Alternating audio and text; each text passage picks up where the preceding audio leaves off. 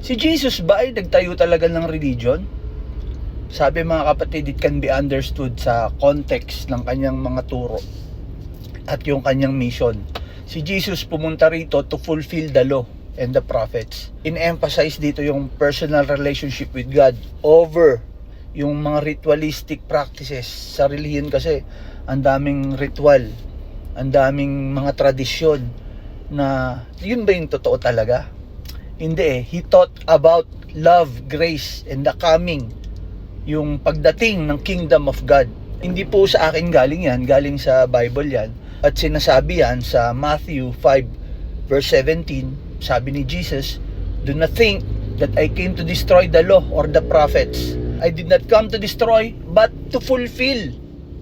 Yung kanyang mga turo, inilaid down yung foundation doon for what would become Christianity.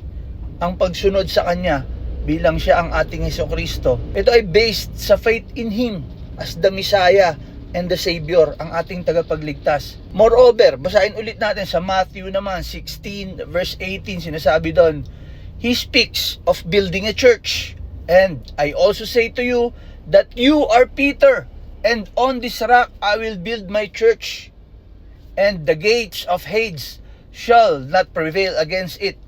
Ang church, mga kapatid, hindi yan yung structure, hindi yan yung physical na simbahan. Ang church, mga kapatid, ang ibig sabihin yan ay komunidad ng mga believers. Ang church ay kalipunan ng mga tao na naniniwala at sumusunod sa mga aral ni Jesus Christ.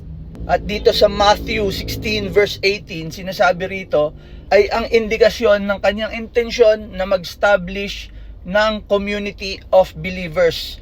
"I say to you that you are Peter, and on this rock I will build my church." Ngayon, maliwanag na hindi naman talaga religion yung itinayo ng ating Panginoong Hesukristo. Kung paano natin iniisip yan sa mga organized na religion sa kasalukuyan, yung kanyang buhay, yung kanyang mga turo, ay ang cornerstone, ay ang pundasyon ng pagiging Kristiyano. Kung saan ang dapat nating paniniwala ay hindi makarelihiyon kundi makakristyanismo. Yung faith-centered sa kanyang pagiging Diyos, pagiging tagapagligtas, at sa kanyang mabubuti at dakilang gawain.